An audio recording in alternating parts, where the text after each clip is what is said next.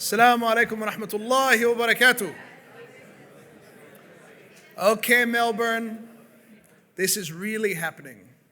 It's happening. By the will of Allah subhanahu wa ta'ala, it's happening. Thanks to the Almighty, it's happening. Where's Rob? He's floating around in the back there somewhere. I was up at 2 a.m. last night. I happened to wake up and I said, I'll just pray 2 rakahs. And I prayed 2 rakahs and said, Ya Allah, please do not let Robert die tonight, please. Just 24 more hours, please, Ya Allah. Most of you know that Muslims, we start things by saying, Assalamu alaikum. This means, peace be upon you. Sometimes we like to be more generous. We say, Assalamu alaikum wa rahmatullah, which means peace be upon you and mercy from God. Sometimes we want to be even more generous. We say, Assalamu alaikum wa rahmatullahi wa barakatuh, peace be upon you and mercy from God and His blessings. So we like to be a generous people. So I'm going to say just one time, with my full heart, Assalamu alaikum wa rahmatullahi wa barakatuh. Aywa kida. Kaman. Now, I just want to do a quick survey before we start tonight's program. And I'll tell you the program is very simple, without too much clutter and without too much special effects. It doesn't need to have special effects. It's going to be special on its own. Like something so simple but so amazing, like a grilled cheese sandwich. Doesn't need too much. Like an apple pie. Doesn't need too much. That's what tonight's going to be, inshallah. It's going to be pretty cash. However, I just want to know who I'm talking to. So can I just have, if you raise your hand for me, the Muslims in the room, please. There might be 1 or 2. Okay.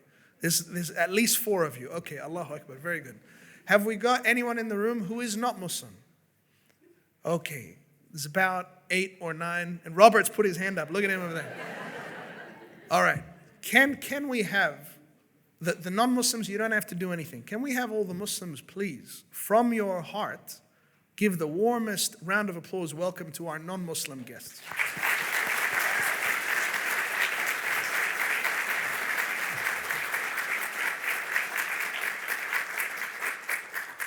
Thank you so much for being here with us tonight. Are there any Palestinians in the room? Allah. Half the room is Palestine. Allahu Akbar. Just so nobody feels excluded, is anyone in the room who loves Palestine? Put your hand right up in the air. Yeah, that's what I'm talking about. Allahu Akbar. And just lastly, the very last one, any Zionists in the room? Security, all clear, all clear. I can say that until they pass the new laws, and then it's... Now, before I invite Rob onto the stage, and really all of tonight is about Rob. He's going to be up here talking to you in his own words, from his own heart for about an hour and a half throughout the night. So the program will be that we have an interview with Rob about his early life, his childhood, and his young adulthood. Then we're going to have a break.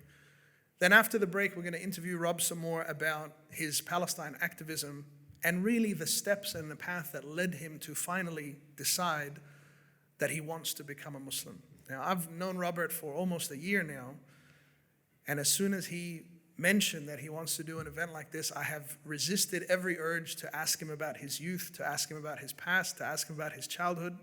He even messaged me earlier today, and he said, I can come at about midday and help you set up. And I said, there's no way you're going to come at midday, and I'm going to not ask you any personal questions until 5 p.m., so it's better you come later. He said, okay.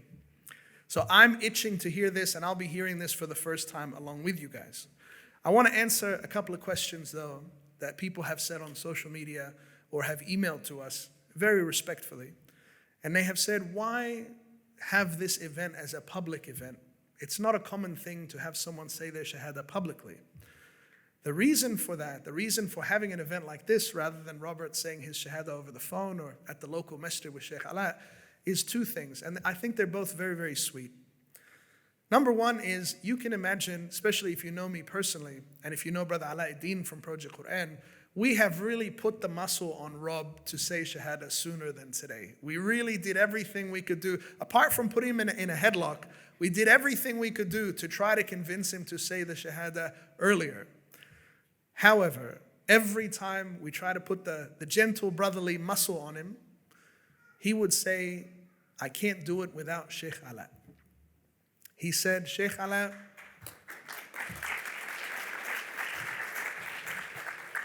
Sheikh Ala was the one that planted this seed in me, and I think I owe it to him to wait for him to come back from overseas. And of course, we told him that that's nonsense. And we said, say your Shahada right now, you might die tomorrow. Sheikh Ala will be happy if you say it. We said all the things that you would say. Trust me, we did. And we didn't say them once or twice. We said them over a period of weeks and months.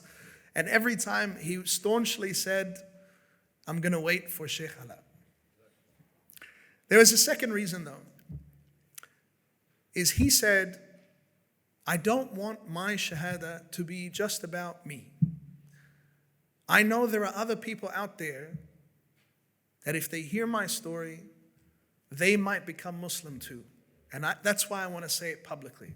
It's not about showing myself off, but it's about sharing this with people that it might help them. Just like I have done with Palestine and brought attention to the Palestinian cause as much as I can, I want to do the same to bringing attention to Islam.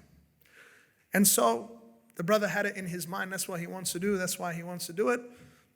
We joked with him, we were serious with him, we tried to convince him, and he stood firm. As we know, Robert Martin, if we know Robert Martin for anything, it's standing firm. God bless you, Robert.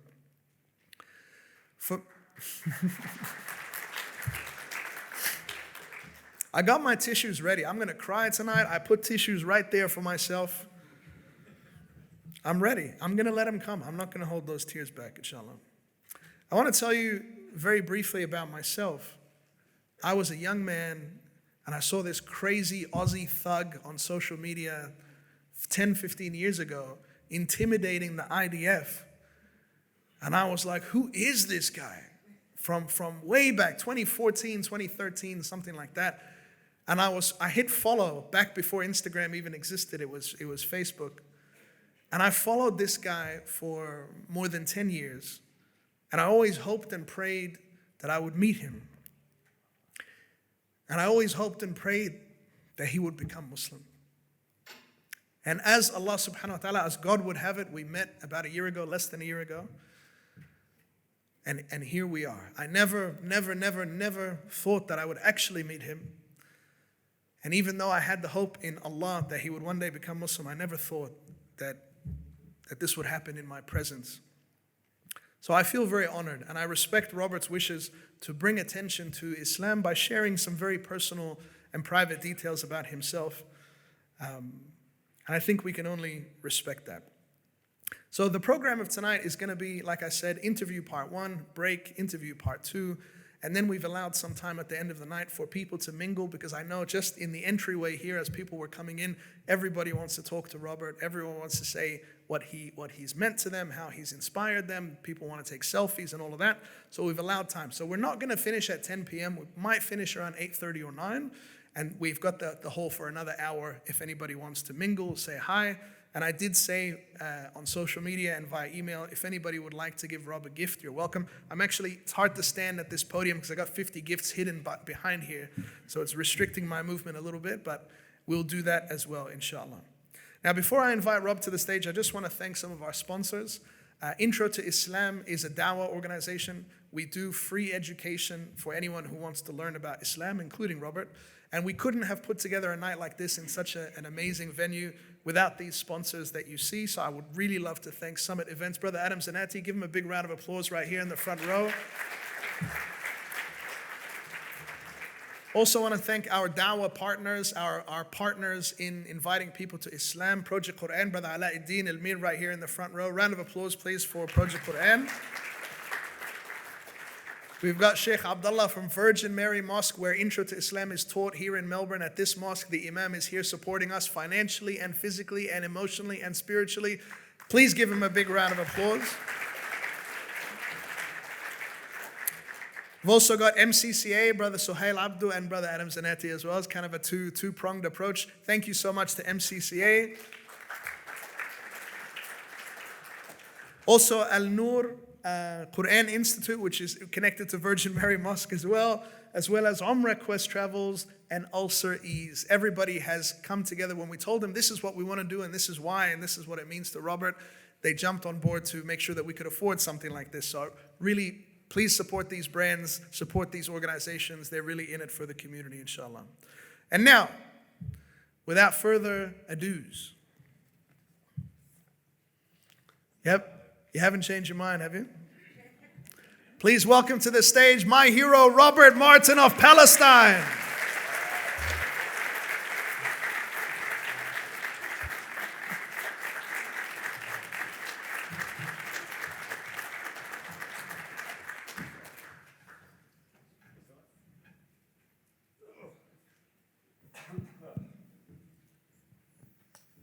All right, so I'm going to shake for a bit. Just let that go. Can I... G'day, brother. Hi. How's it going? Yeah, how you doing? A brother at one of the mosques came up to me and he said, "Mate, how you going? Do you need a hand? You put your shoes and your socks over here." And it was not a voice that I expected at all. He was a very, very good Aussie to help me out at the mosque. So that was pretty cool. How you feeling, brother? A bit overwhelmed. Like a lot. So you and I deliberately, for the months that we've known each other, haven't talked about your past. Yeah. So now I'm really curious. Let's start right at the beginning. Let's start right at the birth of Robert Martin. First of all, I don't mean to... This isn't a feel sorry for me session. So make sure that you get that out of your head, because it's not. I've ended up here today in this particular spot, which is the best spot that I could possibly be in. And so everything that happened to me happened for a reason, because there was a plan. So I don't want you to feel sorry for me. I just want you to know that, and it's not about me for that reason, okay? But thank you very, very much for coming. I would have been, wrapped if 3 or 4 people came, and that was the cleaners. But, everybody's here, and it's very exciting. So, yes. I think that's one of the beautiful things about you is you don't seem to grasp how big a deal you are. No. Even just outside here at the door, probably 45 minutes ago, there was not that many people here. And Robert said to me, "Do you think anybody's going to come?" I just blinked a couple times. I said, "Everybody's coming. It's going to be full. Look." Well, I can't actually see, so it's probably good. So we'll get back on. So we're on track. My upbringing was shit house. Sorry, I've started off already. Bad Rob. My upbringing was awful. It was horrible. I was born to a mother who had no tools in which to raise a son. I was left for days in the apartment on my own as a 12-month-old. They used to leave bottles around the floor for me, and they also used to have pets in the apartment. The neighbours used to call the police, and the police would call whoever it was back in the 70s, and there'd be a round trip. The kid would come back, mum and dad would come back. My sister, who was 2 years older than me, ended up in intensive care with a fractured skull by a then boyfriend, who obviously would have done the same to me. My neighbours, the Stones, and one day I wish I could to meet them. I tried to track them down, and I couldn't track them down, but they took me on board for 6 months or so. But then they got pregnant. Sorry, Rob, so your neighbours took you in to take care of you? Well, they were sick of trying to find my parents, because they'd go and try and find my parents. My parents weren't there for weeks. And so they took the responsibility. It's like, you see the RSPCA ad, and they were doing it to a human being. And, anyone that can do that and continue to have kids is horrific. And so that was my first, 18 months old. Then the Stone family had a child of their own, or they got pregnant. And so they took me to the police station and said, "Can we give you this?" And I know this because I've got the police records. So it's not something I've imagined. It's not something that I've got fake memories of. It's actual police records, full of spelling mistakes. I'm not sure what happened there. But it was so they handed me back in, and so the police said, "Look, can you have him for another few months?" And so they did. And then they put me into the system. And part of the system back in the 70s, if a child got attached to a particular staff member or a nurse, they would take you away from that staff member. Whereas today they would want you to be in the same group Back then they didn't do that. And so I was passed around. And then I got into the system, and I met my parents. I remember meeting my parents. How old were you when you met them? I was 4 when I was adopted. I would have met them when I was about 3.5, because it's a bit of a system. I remember going down St Kilda, pulling on my dad's beard, telling everyone that this is my new dad. This is my dad, because I was rapt. I'd never had one, so it was pretty cool. But I wasn't blessed with they weren't blessed with the tools in which to raise a broken child. And so I remember getting christened at about 4, because I ran up and down actually in the church, and they used to use religion. And I'm skipping on, but they used to use religion as a tool, saying that if you don't do this, or if you do this, God will punish you. And so that was how I was raised into religion. So how long did that sort of rhetoric of God is about punishment, and if you don't do this, you'll be punished, if you don't do that, how many years of your life was that kind of the norm? And that was the norm. That was the norm even into my, when I got married, they were very upset that I didn't get married in the church. And I said, look, it's fine, you just don't come. I mean, we didn't have a relationship. I have to say that they had a good heart. They took me in. And they gave it a crack. They just didn't have the tools to look after me. They paid for 2 lots of private school fees. They thought that might help. And then they put me in boys' homes, and I spent my 16th birthday in a juvenile detention centre. I'd been in there for a little while. And at 16, 17, you get transferred. And another part of what I believe is the plan is that these 2 tough guys were transferred. I wasn't, because I was the nice guy. I was the guy that could talk to people. And they both got beaten pretty badly, one almost killed. And that was a part of the thing that changed me going in one direction to another direction. But I want to go back to when I was at school. Well, my parents used to, in the 70s again, if you had bad behavioural issues, they blamed you. They wouldn't listen to you, but they would tell you that you were broken. And I was put on dexamphetamines at the age of 10 and lithium. And, pretty early on, I learned to abuse them. So this is from doctors' prescriptions? Yeah. Trying to fix your behaviour? Yeah. Not saying, what's happened to you over the last 5, 6, 7 years, not figuring out that, he has every reason to be acting like this. It's just part of the system. Things have changed today. They do actually listen. And so I was drinking to get to school in Year 7. I was a drunk in Year 7. Going to school, that was the only way I could get to school. And that lasted for quite a while. How did that go down? If I got a son who's in Year 7, and I'm imagining him in my mind. I can see how young he looks, how young he is. I can't imagine a kid that young being drunk. So you were going to school drunk, and what did they do with you as a drunk Year 7 student? Well, when you've got a loud personality and you're drunk, the difference sometimes is a little bit too. And most of the time, the teachers would assume that you're not drunk. It's just not going to happen. I got expelled for having a fight with a teacher when I was drunk. But I got expelled from 4 schools. The first school I was expelled from was grade 1, because I used to stand outside the headmaster's office and throw stones through his window just every day, because I wanted attention. I didn't know what I wanted. But they rang and said, we can't have this kid here. I never bullied anybody, never had a go at anybody. It was always about myself. When I was drinking, I was self-harming as well. I used to burn my knuckles with cigarettes because I felt numb. And this is a kid in Year 7.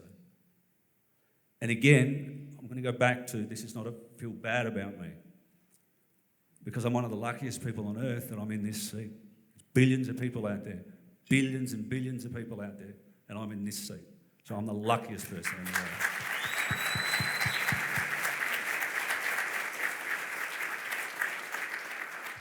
I'm just conscious my hand's shaking. I don't like I'm still trying to imagine a drunk kid in year 7. I'm still stuck on that. This was a Carey Grammar as well, just so you know. I was at Carey Grammar as a very wealthy school. But half of my Carey Grammar time I was actually living in homes. For 1 year I was living in Lygon Street with a group of musos.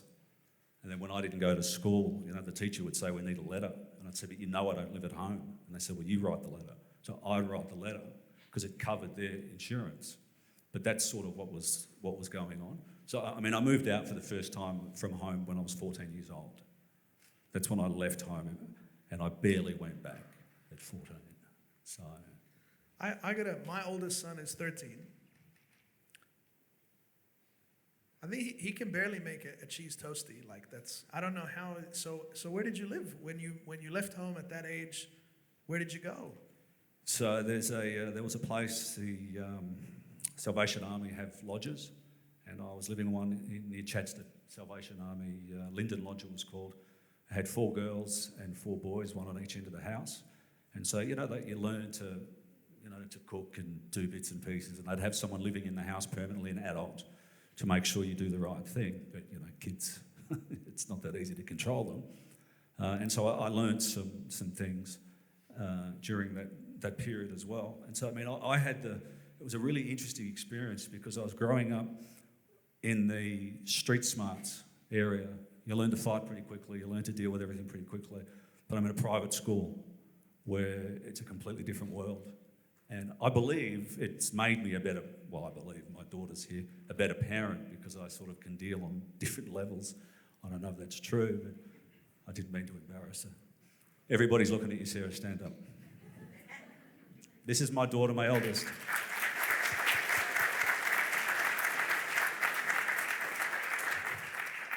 So you just reminded me of that movie, The Departed, with Leonardo DiCaprio. He's from a rough area, and then he joins the police force and whatever. So you were getting into fights, living in a rough neighborhood at home, and then you were going to a very posh private school, and then back and forth, and without adult supervision, really, or living on your own. What was going through your head in those years? Were you concerned about doing well in school? Were you thinking about career? Were you thinking about survival? Survival at its core, because it's not something you want to do. It's not something you want to do. I thought of suicide all the time. There was many days where I just didn't want to wake up, and there was other days where you just think of a way out, and it's amazing. It's consuming. It's consuming. It's exhausting to think like that. And then you act out, but you're told that you're the problem. And I wasn't the problem. I was not the problem. I had issues, but I wasn't being taught how to fix these issues.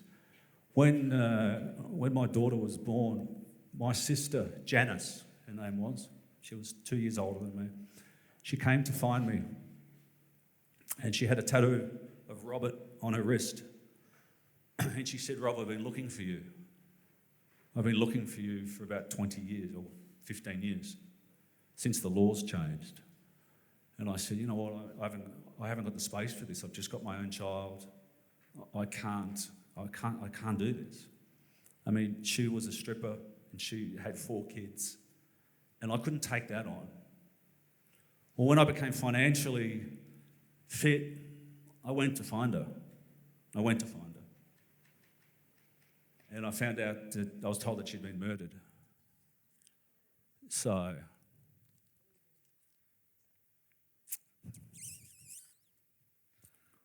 that's going to be rough. It's rough when you're in a position to help and make a difference. But I was too late, and the fact that she came looking, she needed a purpose, she needed somebody. And I remember, we only hung out twice, and I remember the conversations. We got along, we knew each other, everything sort of, felt right. It was just, And that was the first person I'd actually ever seen, because I was adopted, that was a blood relative. I've never had a blood relative. And it was a real kick to see someone that looks like you. How old were you when you met her? I was 20, 21. So you never saw a blood relative that you remember? No. Until you were 20 or 21? Yeah. And so growing up, I never connected with my adopted family, uncles, aunts, any of them, because I arrived there as as an abused 4-year-old. And I'm never going to, no matter what they do, they were never going to gain my trust. It was never going to happen. Never. And so I grew up not having any connection to anyone. I had no connections. I did not have a feeling of connection to anything. Hence the reason that I used to self-harm. And self-harming isn't the way out. And I know that there's going to be people in here that know people that do it. There's going to be people in here that do it. It's not the way out. But also, it's not the end of the world, but you need to speak to people. I needed a purpose, and I was continually looking for a purpose, whether it was drugs, alcohol, self-harming. I looked for every one of them. There's not one of them out there that I wouldn't have tried. But the news of her being murdered, and look, really, 2 reasons I wanted to see her was to try and build a family, But I tried to find her kids, but no one knew where her kids were. And so I wanted to know my medical history as well. And because every time you go to the doctors, they say, "What's your medical past?" I never ever had that. And then one day I said, "You know what? I'm going to find this prick." And what I expected from my father who had dumped me was to be poor, have no teeth, be very ugly. Because a human being that can do that is not going to be a decent one. Well, I don't know if any of you know Melbourne well, but he lived in Kooyonkoot Road. Kooyonkoot Road, and he sent 3 other boys to to Scotch. 15 years later. So I rang up and I said, "Look, I'm coming to see you." So I drove up and I saw him. It was bizarre looking at him. And then he had the audacity to sort of lecture me on family. It's important that family stays together. And I said, "Did you ever look for me?" Because he was wealthy. How old were you in this interaction? Maybe 30. 30, okay. And I regret it to this day because probably 25. I eased his guilt because in the back of his mind, he would have wondered what happened to my son, Rob. And I turned up in a fancy car that he saw. And I know that I eased his guilt. And that upsets me. And I know becoming as a Muslim, that shouldn't be the way. But what he did is unforgivable. And then, yeah. So him seeing you as a 25-year-old, put together, intelligent, articulate, driving a nice car, you think in the back of his mind he will think, well, he turned out all right? Yeah, I do. I think that's exactly the way. If a person can dump their son like that, that's exactly the way he's going to think. And it's, I met the rest of the crew of my family, and I left and said, "I can't do this." I set up for my mother who was quite sickly, but she's not a very nice person, and they just use you as much as they can. I set up the local chemist for all her medication because she was very sickly. But they'd find ways to use it for everything else, the credit card. And so I said, no, that's it. So you paying for your mother's medication, you left your credit card with the pharmacy and you said any medicine, but then they abused that gift from you. Yeah. And so you cut ties with them? Cut ties with them, yeah. I don't have any ties with any family at all other than my very close family, which is my kids. And that's basically it. I don't, and their mother. When both of my parents died, my adopted parents died, I walked away from the entire family because they were strangers to me. They're strangers. And it's hard to walk in a room and you go to Christmas every year and it's like, I don't fit in here. And I know a lot of people will get that. I'm not the only one that has these feelings. But I chose to walk away from it and rather do what I want to do on a Christmas instead. What do you like to do on Christmas? We stay at home, and I have my kids' Christmas. We have maybe a week or two before Christmas. We have a quiet one, and then my partner and I and Sarah, we have a quiet Christmas. We don't. I don't do Christmas. And growing up in homes, it's pretty hard to have birthdays, and I find it really uncomfortable. Do you think Christmas brings back bad memories, and that's why you don't really want to do it? Of course. I mean, look, my parents were inept when it came to parenting. And I used to get fruit for Christmas. I mean, what? I get there's starving people. But fruit, and then once, I'll never forget it, I really wanted a cowboy hat. I wanted a cowboy hat. I'll never forget it. It's all I wanted was a cowboy hat. And I got one of them big Mexican hats that I couldn't wear anywhere. I'm literally scanning the room, see if anybody's wearing a cowboy hat. Maybe they'll gift it to you. But so we said you're about 25 or so when you met your biological father. You stopped having anything to do with him. What was sort of the next chapter after that? What was your 20s or your early 30s like? Were you working? Were you going from job to job? I've always been able to earn reasonable dollars. Reasonable dollars, but I always found a way to sabotage. I've been a really great sabotage person, and I've been sober for 6 or 7 years now, but I was pretty good on the drugs and the alcohol. I haven't touched any alcohol, and I really rapped at that. I'm really proud of myself because I'm always looking for a.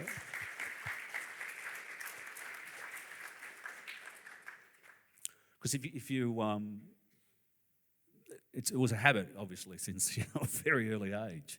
It was a crutch of mine, and so I've always been able to earn reasonable dollars. But I had some mental health issues, and part of the reason I wanted to talk about mental health as well is that I know within this room there's going to be a lot of mental health. There's going to be a lot more mental health since October the 7th as well, and there will be a lot of mental health in here that you don't know that you actually have. You won't register it because you just go amongst your day until you have a breakdown. That's what happens. My mental health, I've got a list of it, and I joke around with the kids, that I've got certificates for my mental health issues. I can give you dozens. But mine was generational as well, because my mother was mistreated. My birth mother. And so I have what's called a borderline personality disorder. And it's not split personalities or anything fancy like that. But what it is, I sometimes find it hard to control my emotions. They can go in one way or another. And because as a kid, you get trapped like an animal. You don't know what's going on.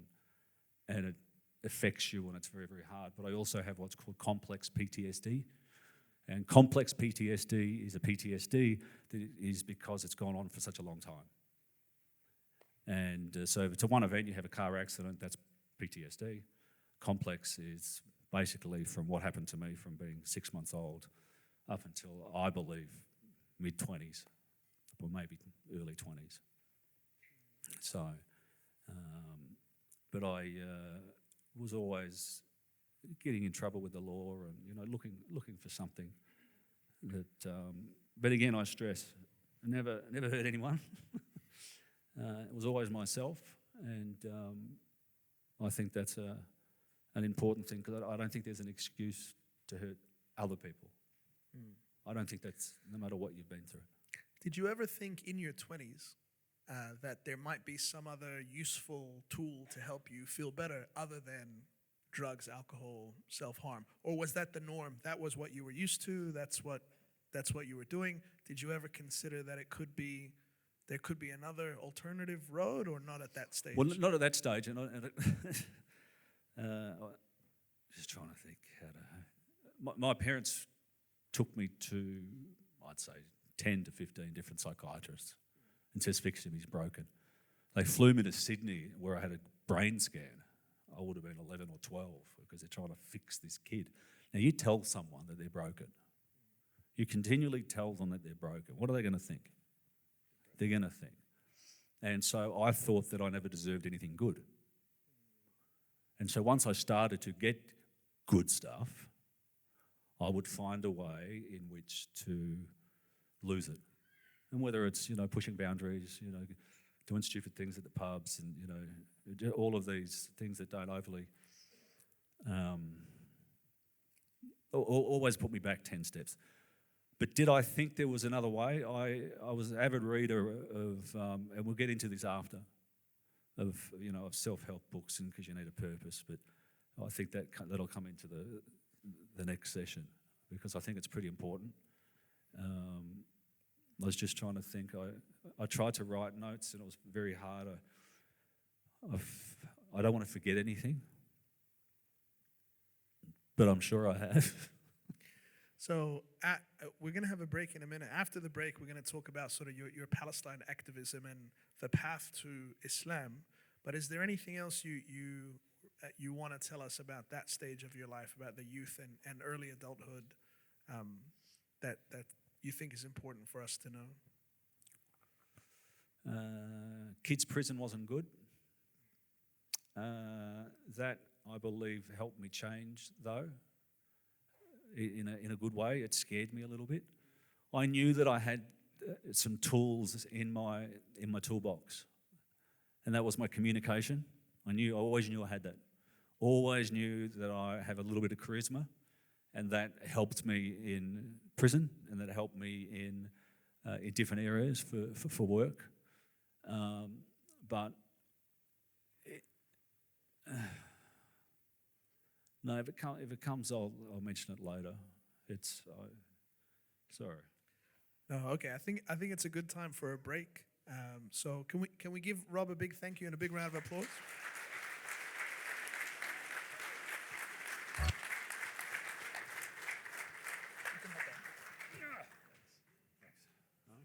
I know it's not easy to talk about this sort of stuff, but it's one and done. It's just one night. And inshallah, we pray that it helps other people. Thank you so much. Just the reason I want to do this, and I said it before, sorry. The reason that I am doing this is I want to encourage people to talk about it. I don't want you to walk out of here and go, oh, that was heartfelt, or that was heavy. Go home and talk about it, please. And because there's a lot going on in people's minds that you don't know unless you really ask. And when people tell you, don't judge. The last thing you can do is to judge. You need to listen. We must listen so it can get out. Okay?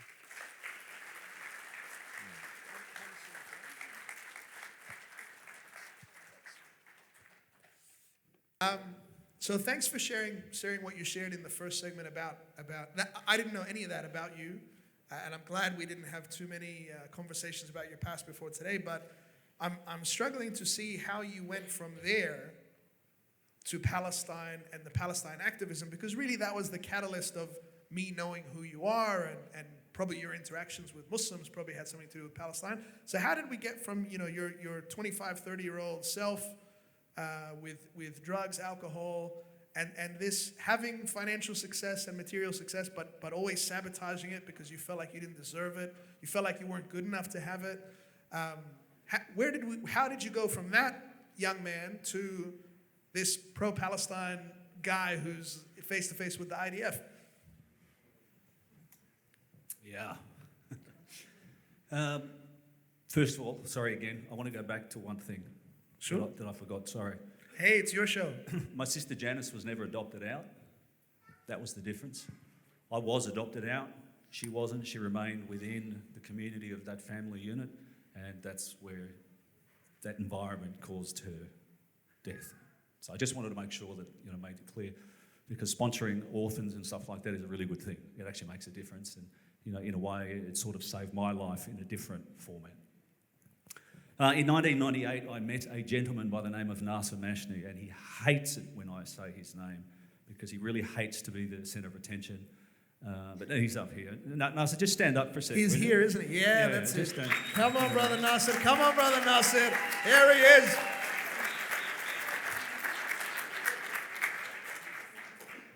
So Nasser is my Palestinian. I talk about him all the time, but not always by name. And so in 1998 we met. Look, we'll fast forward through a lot of things. He was the first Muslim that I met, but I didn't really know that he was a Muslim. That's always a good sign. And this is. He used to invite me, because we worked together as well. He used to invite me to their family functions, and I would cancel all the time And, in your culture, families is everything. And it's very special. And I remember one day, I went into the office and he said, Rob, my family, we're all waiting for you. But I had the inability to be able to attend to family. So I would always look for a way out. Whether it was, I'd make up an illness or, all of these things. And I know that it used to frustrate Nasser because he'd take it personally because he didn't know the real reason. And because of the lack of communication between the two of us, it became an issue. So why didn't you want to go? You just didn't like family environments in general, or you would feel like an outsider, or?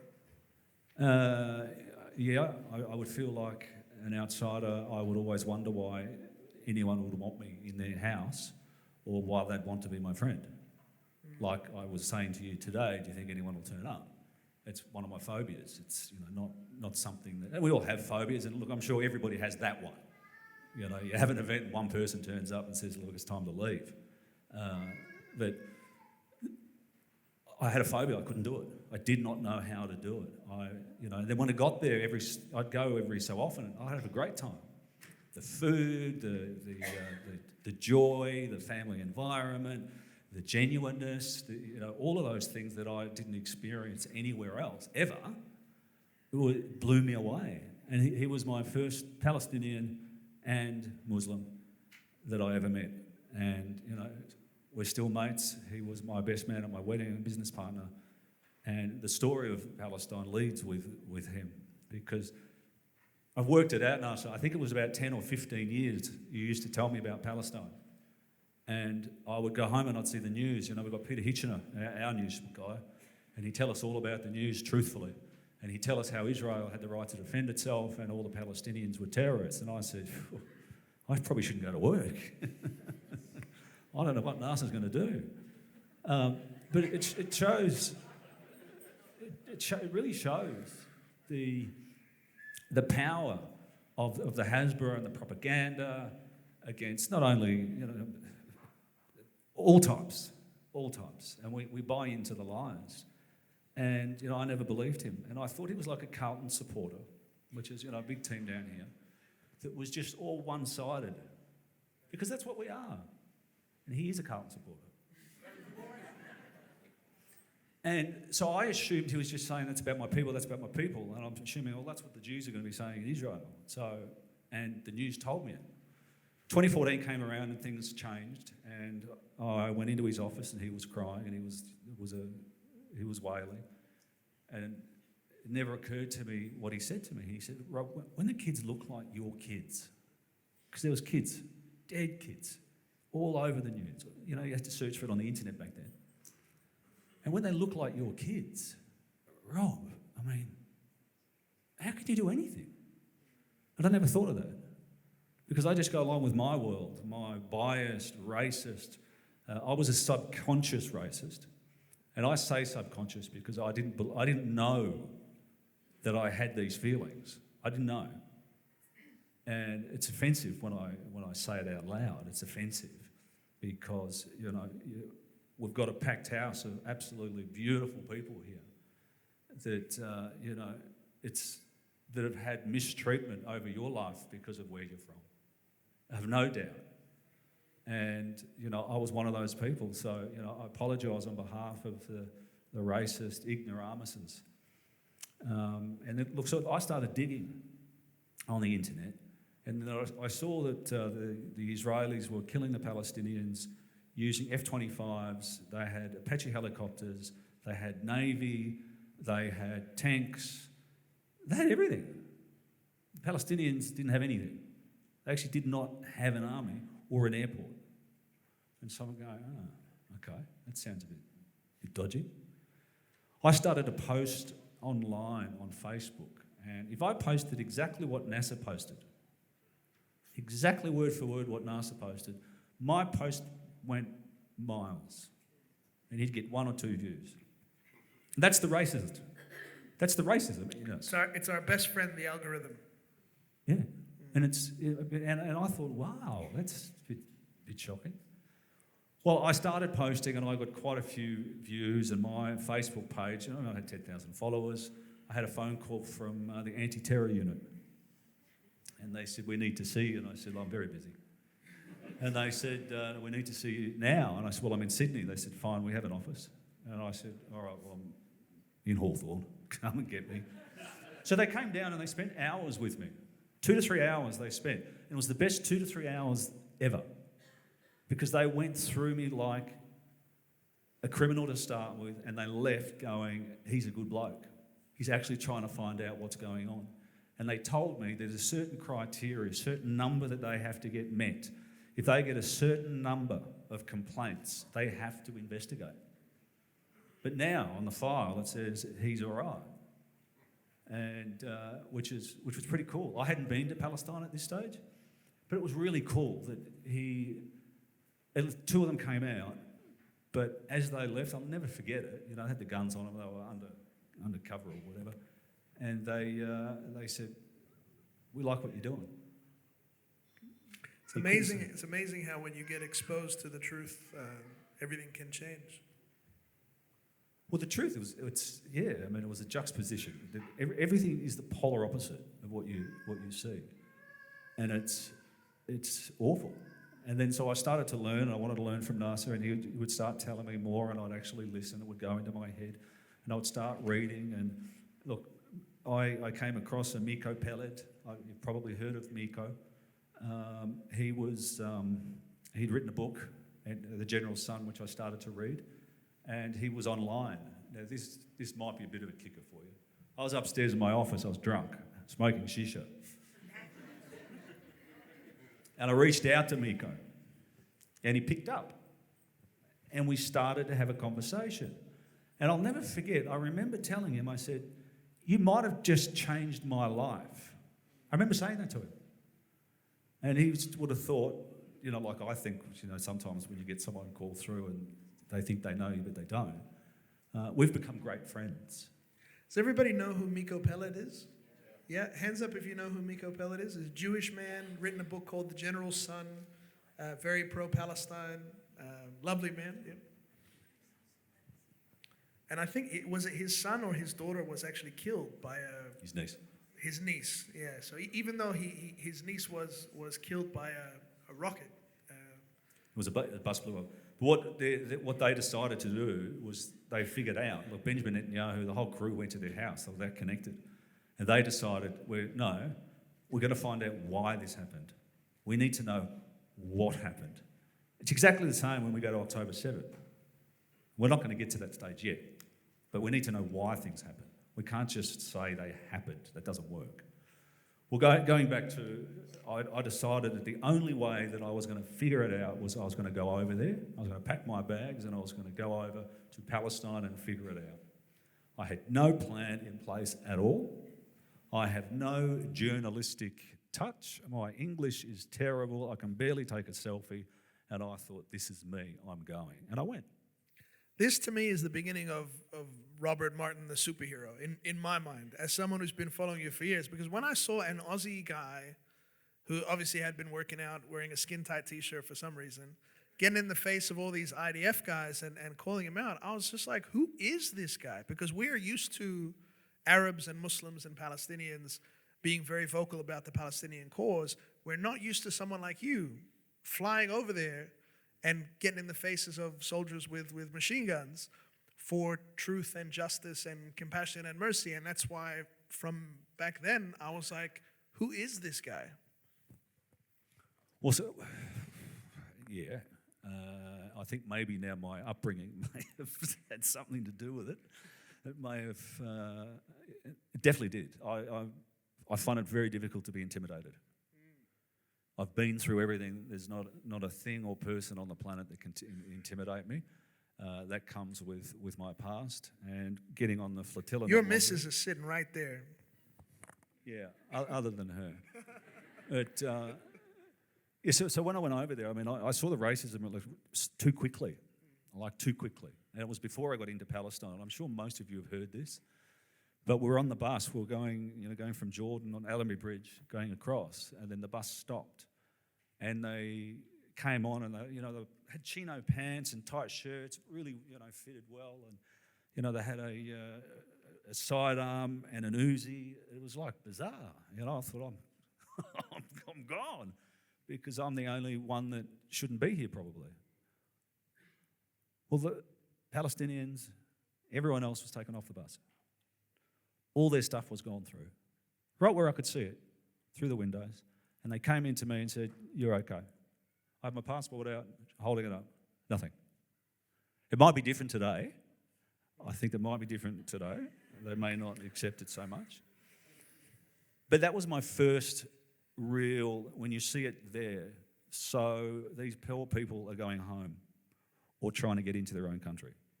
And they have these 18-year-olds, 17, 18, 19-year-olds, treating them like dirt because that's the way they're taught to treat them, because they want to do them. They want to dehumanise them. They are taught at home to dehumanise the Palestinians. And then I got to the entry, the border patrol, and I was let in pretty quickly. I mean, I did go with a fake itinerary. I was told to do that. I was told not to mention the occupied West Bank and anything to do with Palestine because you can get black banned. And so I had an itinerary which took me through all of Israel. I was basically going to make Aliyah instead of coming here tonight. So it changed me forever, because I would consider it to be, if any of you saw someone in your family had been abused or stood over, you're not going to walk the other way. You're not going to do that. It's not in you to do that. And if you are going to do that, you should be ashamed of yourself, because we must look after them. I see these Palestinians as all of my brothers and sisters. And I know that I have a white privilege.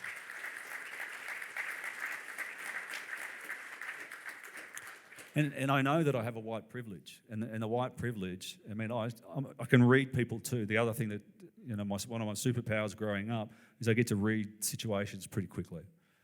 And these guys did not know what to do with me. They did not know what to do with me. First of all, there was they do a scoping.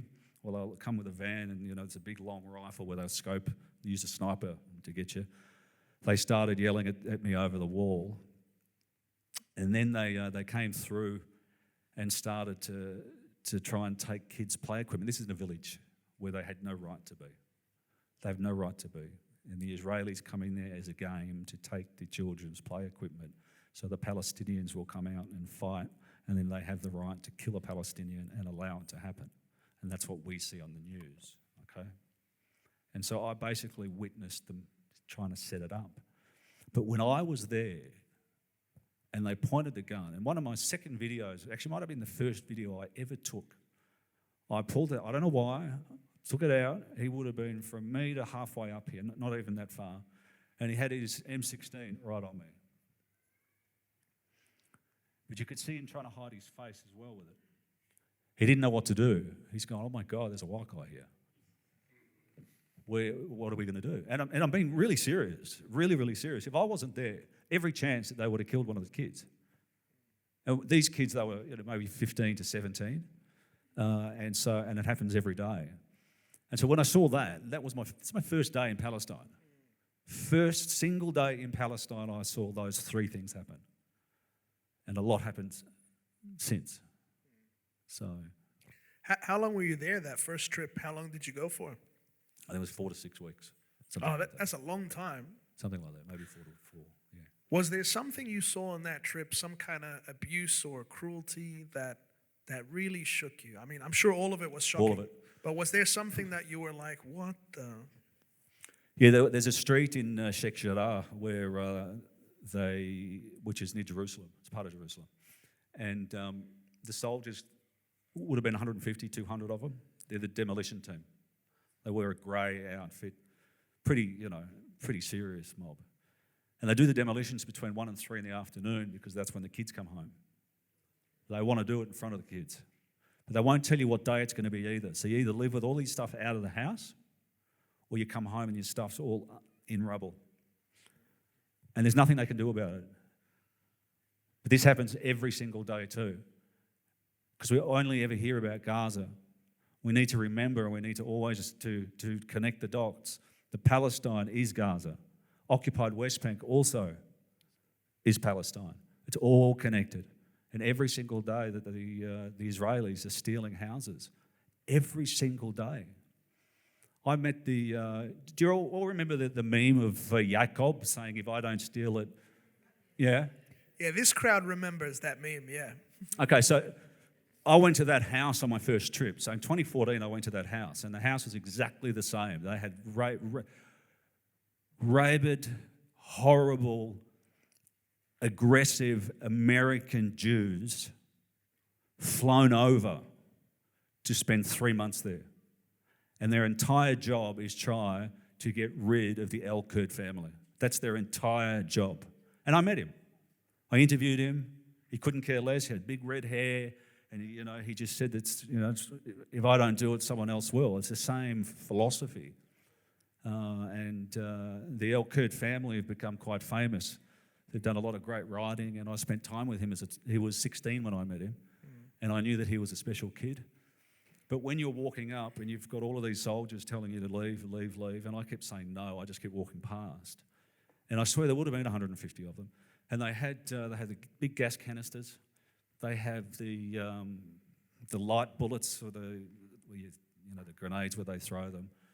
But to see the look of the family, school bags, the girls lumped over, it was almost like it was expected. They knew it was coming one day. And to see the look of the Israelis, to be able to do that. And I said to them, I often asked a lot of them, how do you go home and look in the mirror, do your teeth, look at that and be proud? I want you to think of every Palestinian next time you're there. Well, have a look at these kids that don't have a house now.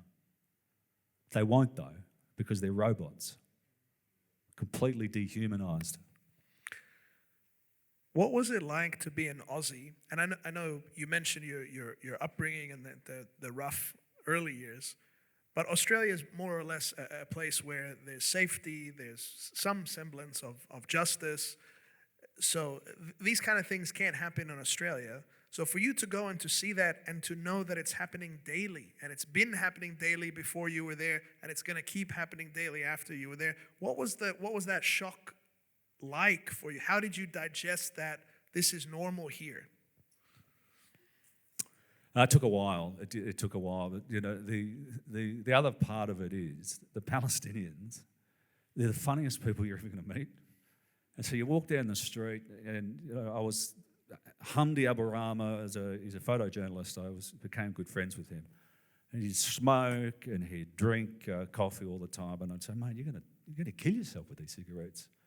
And he just started laughing. These Zionists are going to get me anyway, Rob. It doesn't matter.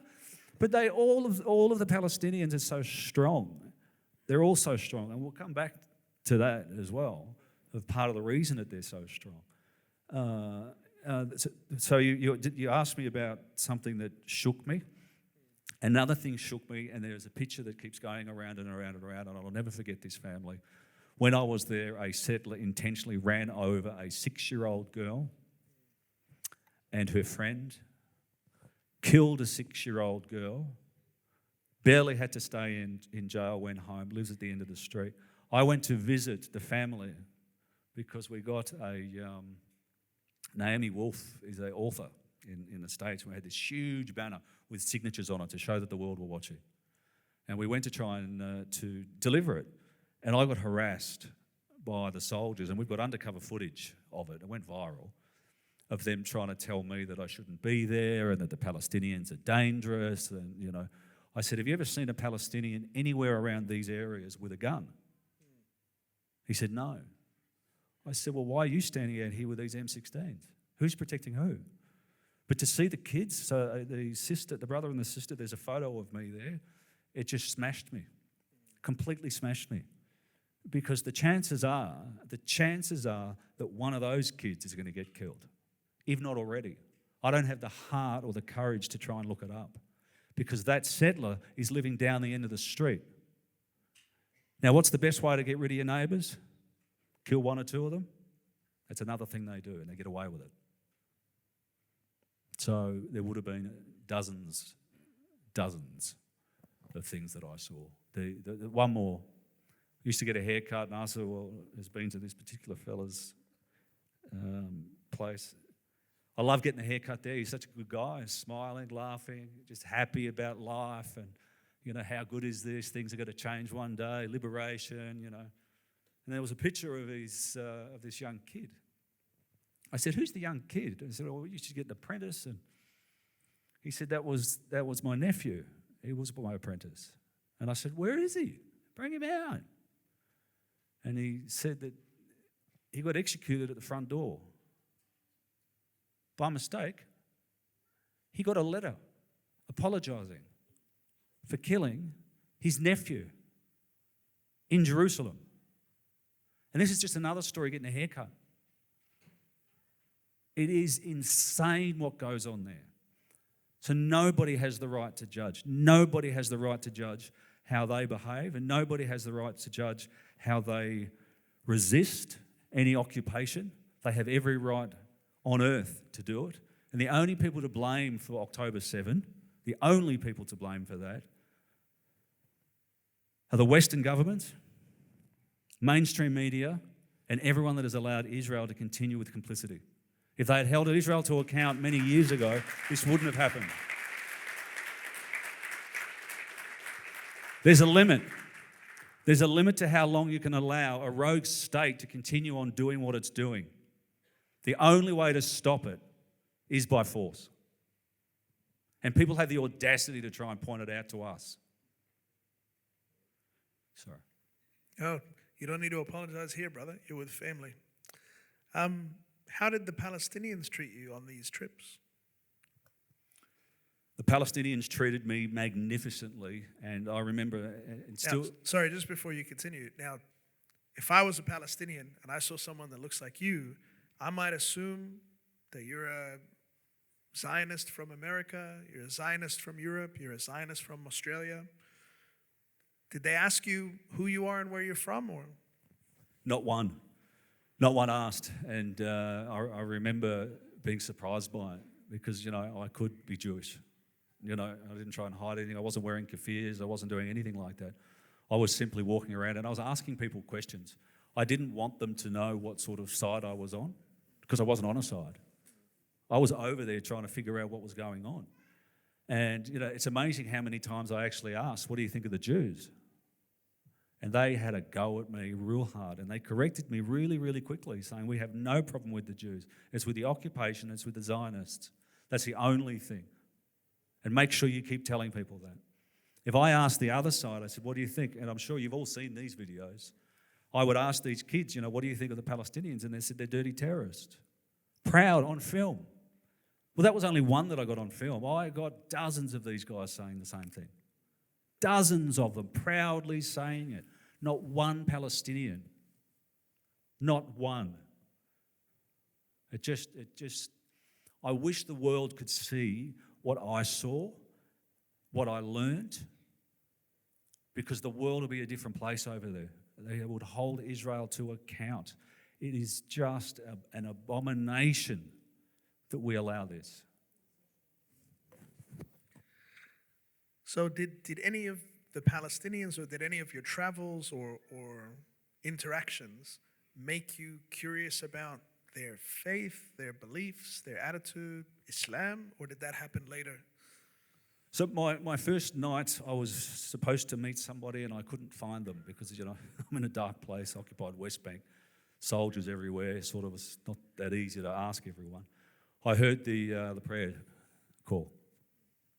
I heard the prayer call and I love it. I actually love the prayer call. It's a magnificent right sound. From the beginning, first time. Yeah, always liked it. It's like, it's a beautiful thing. It's like music that calls you. That's what it's like. Well, I went down to the mosque. I heard, so I went towards it. And it's bizarre because in Palestine you hear gunshots on one side. So you hear the gunshots and then you hear the prayer call. And so it's like, and I sat down because I was lost. And anyone that knows me, it happens a lot. If you find me wandering around the car park later, that's what happens. But so I sat down there, and this old guy came out to me, and he said, "Can I help you?" I said, "No, I'm okay." just lost. And he said, come in. There was nothing of where you're from, what are you doing. Not knowing that you might be a Zionist, not checking. No. And I was surprised because I'm telling you, if I was there and I saw me wandering around, I'd want to know. But I'm being really serious, because how many white people do you see wandering around there other than the Israelis? And the Israelis do send people down there to look exactly like me to start something. So it actually does happen. I didn't know that at the start. Actually, I'll tell you another story that I do like to say. On my very first day, when the soldiers were taking the play equipment, the Palestinians all jumped in front of me as the soldiers were pointing their guns. And they said, they didn't move. And I said, yeah, here we go. I was concerned, very, very concerned, and they wouldn't move. And then they ran. They ran like I've never seen people run before. And I asked them when we got back having coffee, I said, what happened? They said, if we didn't run, if we didn't leave, they were going to shoot you. So they stuck up for me, like every Palestinian that I ever met was worried about my well-being, whether I was hungry, whether I was looked after, whether I had a place to stay, whether I had a plan, whether I had all of these things, whether they could give me anything that they needed. They would have given me the shirt off their back. That's what they're all like, every single one of them. Every single one of them that I met. And I'm an expert in every single one that I met. I can tell you that.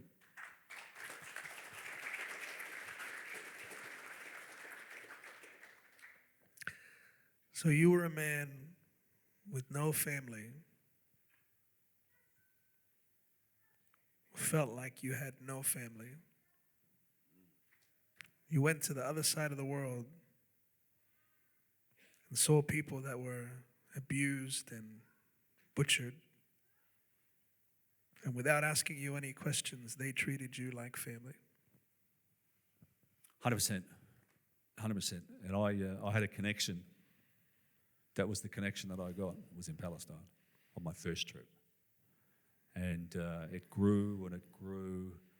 And, I still get flabbergasted that, people will come in. But I love the fact that we're talking about Palestine now.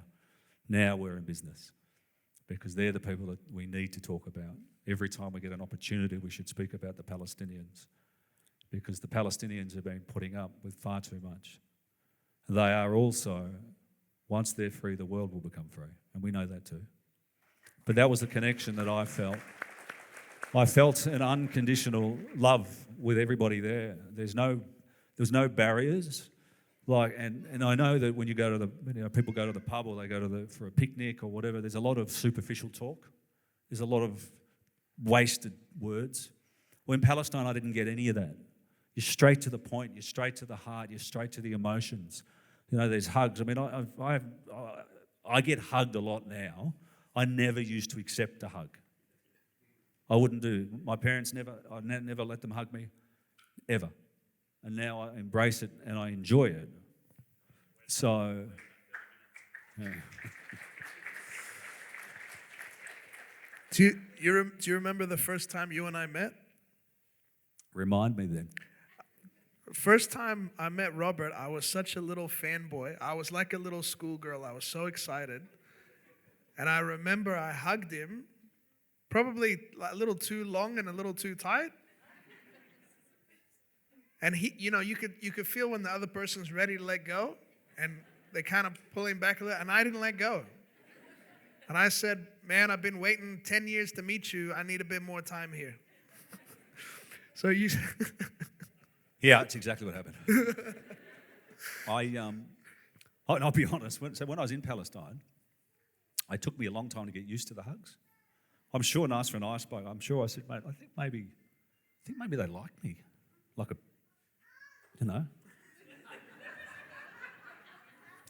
But I'm not sure. It's hard, like we have a coffee and you smoke, and then they say, and then he said, no, it's just the way they are. And I said, that's cool. Because it is a whole, going back to my upbringing, I never had that, never had that. I didn't have it. And so to get there and get it in real big doses From a lot of was men. really cool. And then, so I was there once, and one of the videos went viral, and everywhere I went to refugee camps, and they were all waiting. And the kids, the oldies, the mums, the dads, the grandparents. I mean, it was really cool. It was really cool. I mean, I did find it overwhelming, but I did also then really figure out that what they need is they need people to talk about them. So you said that Sheikh Ala planted a seed. You never did tell me about that seed. What did you mean by that? How did he plant a seed? Because you're telling us you've been to Palestine, you felt an affinity for these people. They were genuine. They were giving you a lot of hugs. Once you got used to the hugs, you figured out it wasn't so bad. So what did this man do or say to you that made you think about Islam in a new way? I'm not sure. Can you all see Shahada? Just stand up just for a second. Sheikh Ala is I know you can see him while he's sitting down, but come on. If he wasn't a sheikh, he would be in the NBA, I'm sure. Allahu Akbar. Can you stand up for us, Sheikh? Can you just stand up? Bismillah. There he is. Allahu Akbar.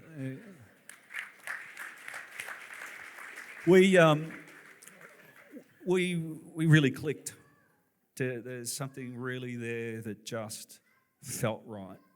And every time we've had communications, every time that we've seen each other, we're very affectionate towards each other. And I've just fallen in love with the man. And he did. He planted Your more missus seeds. is sitting right there.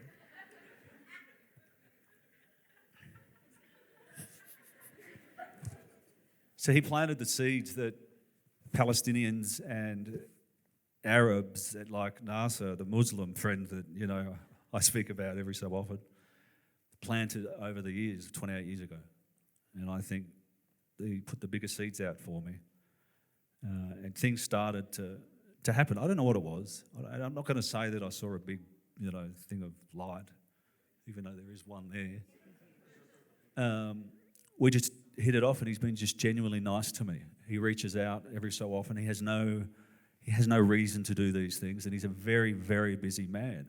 And the fact that I'm on his list of people that he thinks of every so often makes me feel loved and makes me feel that he and I will have this connection. And I also want to feel the connections that he has Islamically with Allah. I want to have the same feelings that he has. He's grown me into that. And then we go to you. You watered those seeds. And you did. You've been doing one-on-one Quran classes, and they've been very, very helpful. And I have a lot of questions.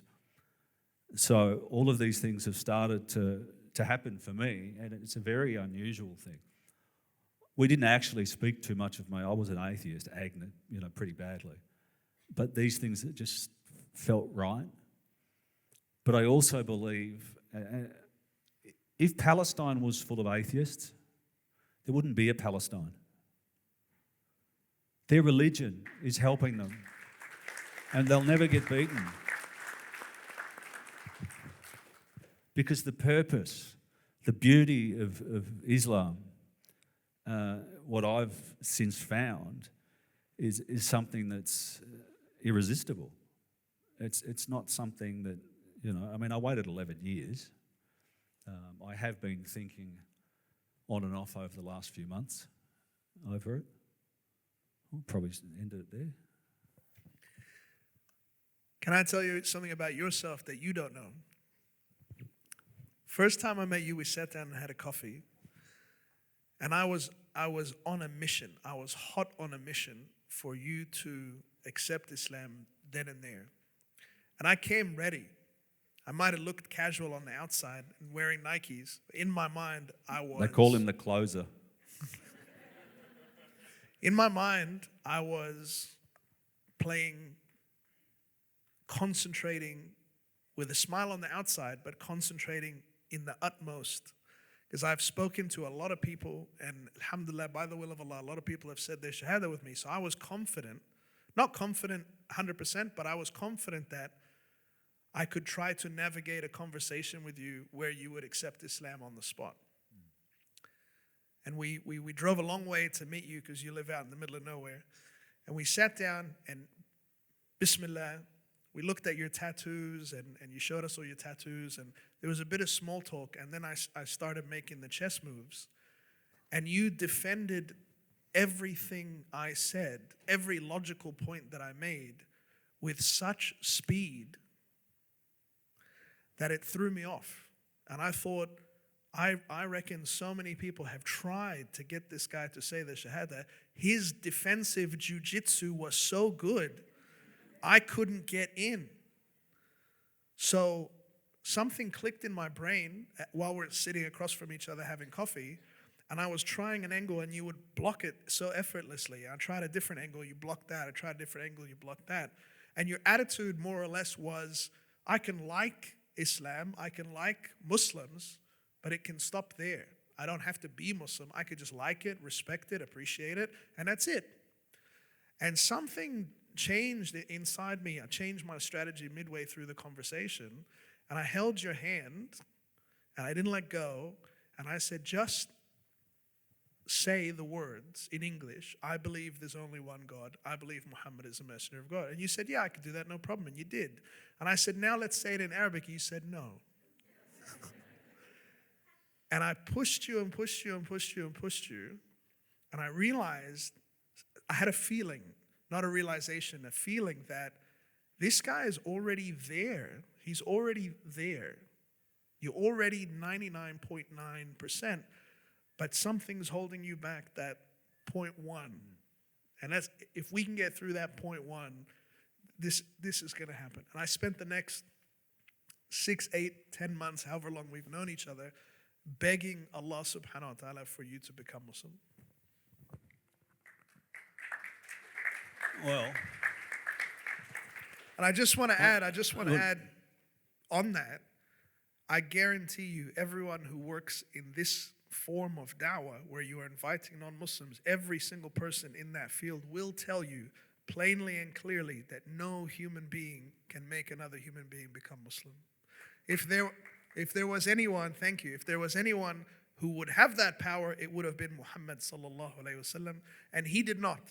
And so I definitely do not. And every strategy, every tactic, every tried and tested line of conversation that I had ready and prepared, I told you I was coming on a mission that day, nothing I did worked.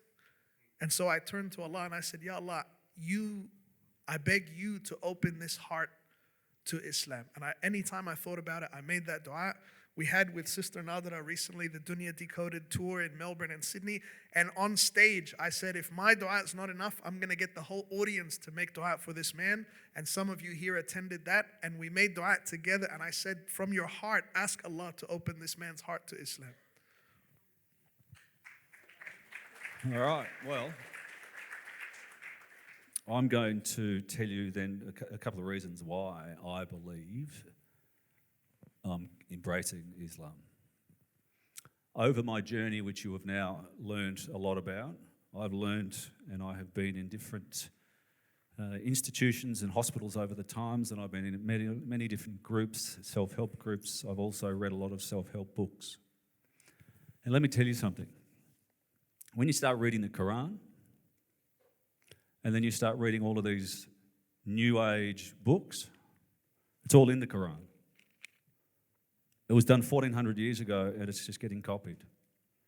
The simple facts of praying 5 times a day, putting your phone away, and being alone with Allah, in itself is a good thing for your mental health, which is an amazing thing. We don't do these things that we're supposed to. A part of a community is another thing that's very important for mental health.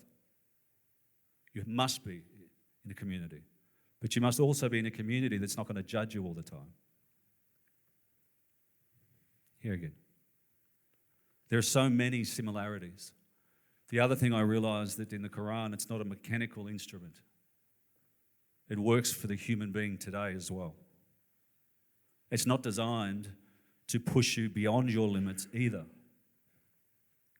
And I'm not using the exact words, but I'm using words that are in there, and you can correct me. But it won't push you, it will not push you too far. It'll push you far enough that you can cope. And again, I believe now that my last 53 years have been a massive test. And it has been a big test. But I got here. I believe everyone should at least read the Quran.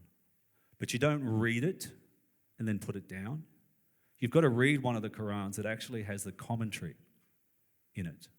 But you've got to pick a good commentary as well, so you can understand what the words mean. Because we've only done about 4 classes, and the 4 classes blew me away. Blew me away. The fact that when I go into the mosques on my own, de-stress, depressurize me, even though I'm in an area now that is something that's new to me. And that's another reason that I'm embracing it. The love has been incredible. I'm joining the $2 billion club, not dollar, the 2 billion Muslim club. And that's a huge thing. The fastest growing religion, it's crazy. And I know that my daughter over here, who's known me for quite some time, these words are going to be very surprising coming out of my mouth, because she's known me for so long and what I was. But I believe if I had embraced or had Islam 30 years ago, I'd be a different person.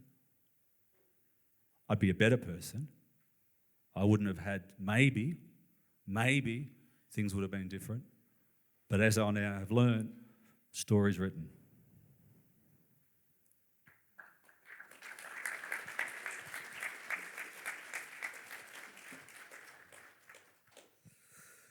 Thank you, brother. So, inshallah, in just a moment, we will all witness Robert to say his Shahada. You crying? For reals, for reals. Are you crying? I'm not crying, you're crying. Are you crying? But just... Are you crying? You're crying too. Just before you have your big moment, and in a moment, by the way, for any non-Muslims in the room, I'm going to ask you in just a moment if you'd like to join Robert on stage. So just think about that for a minute. But Rob, I'm going to thank you. I'm going to ask you to have a seat, and I'm going to invite Sheikh Ala, who planted the seeds, to give us his thoughts before we invite Rob back up to the stage in a couple of minutes, inshallah. Sheikh Ala, please make him feel welcome.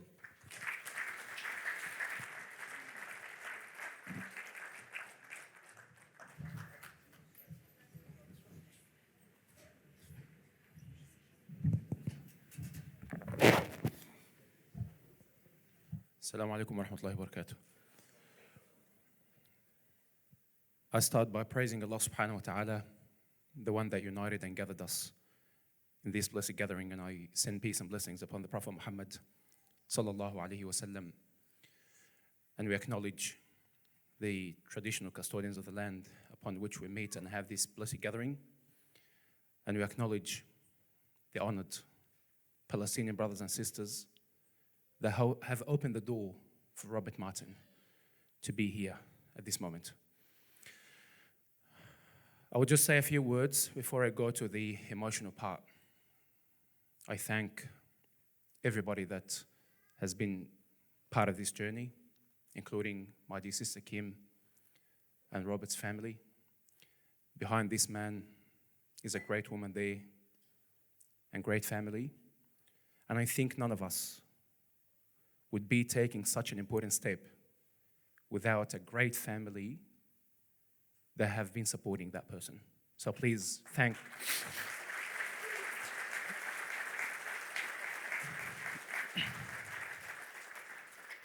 We know how sometimes it is challenging for people to embrace Islam. And I've been so lucky to have families like Robert's coming to the mosque, helping them to say the Shahada. The second thing is, all of our Muslim and non-Muslim brothers and sisters, especially our non-Muslim brothers and sisters. When I came from Egypt, I started thinking differently about how Allah subhanahu wa ta'ala is sending that message. To live in Egypt with 80,000 people. I memorized the whole Quran. I finished it when I was 10. Started when I was 5, getting forced every day to memorize 2 pages. Me, my brother, my sister, my mother memorized with me, finished the whole Quran, but I never understood anything of the Quran.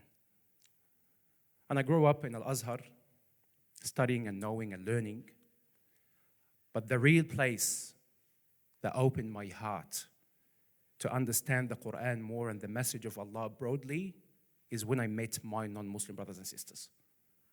And I thank them so much for that.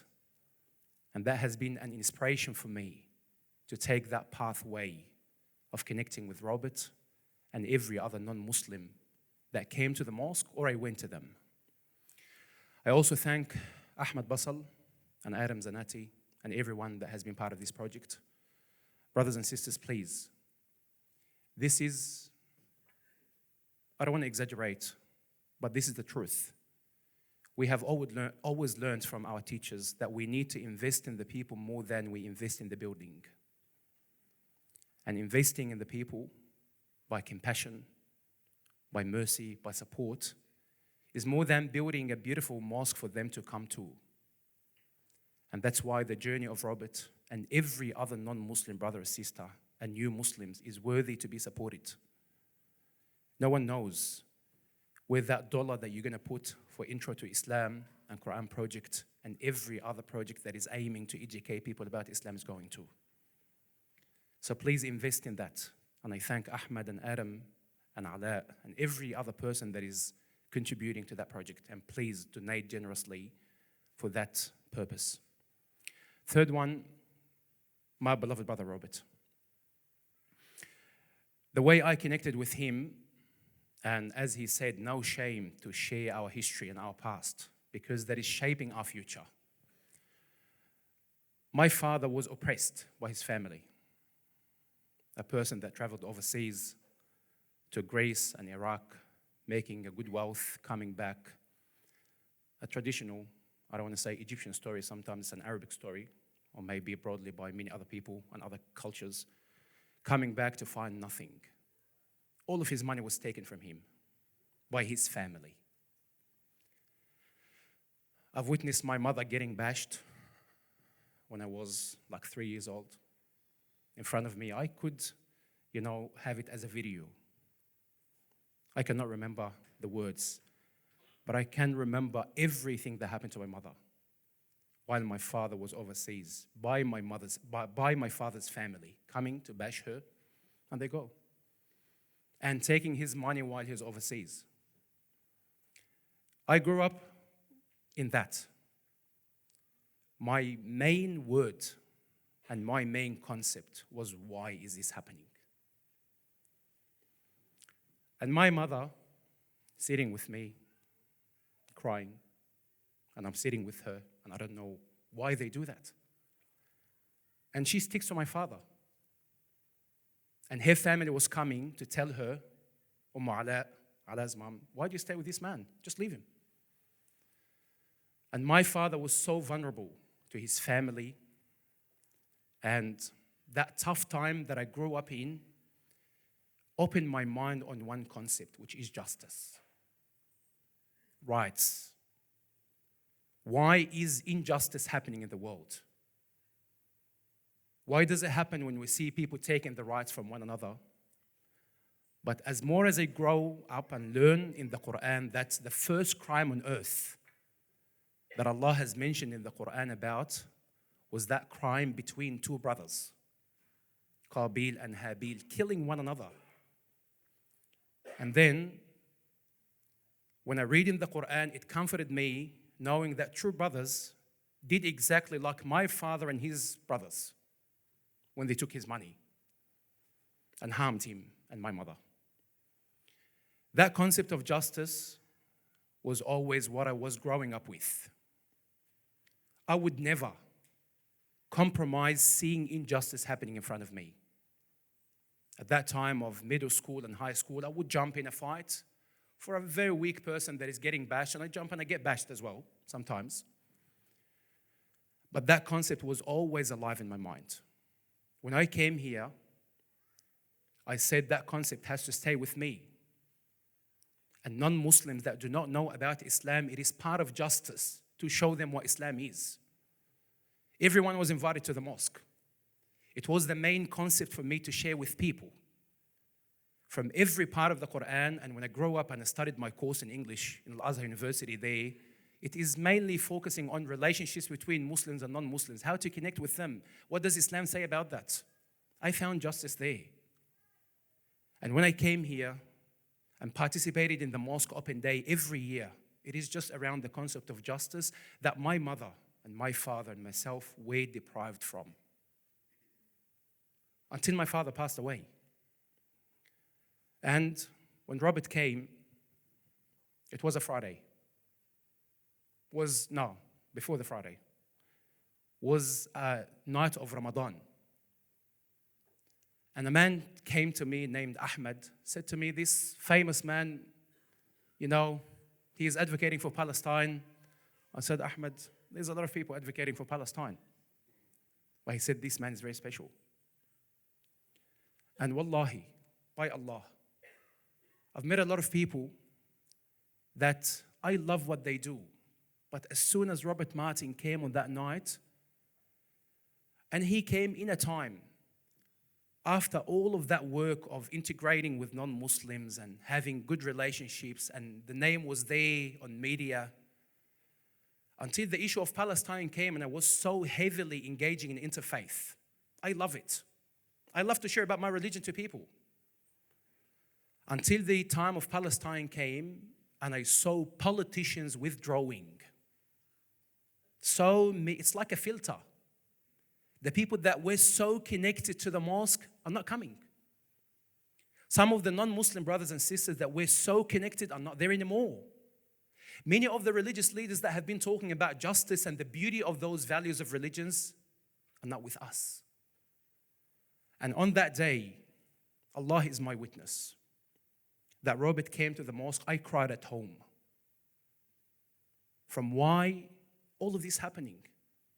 Why people start to abandon us? We have been always connected for values. But when that value is for you and should be practiced for you, they're not with you. And on that night, Robert came. And he is just a heal for my heart. Was just a heal for my heart. When we have seen governments, politicians, people that talk values and justice are not there, but such a beautiful, handsome man comes to enter the mosque. And everyone was just waiting with passion, waiting for Robert Martin to talk. And from that night, Robert, I loved you.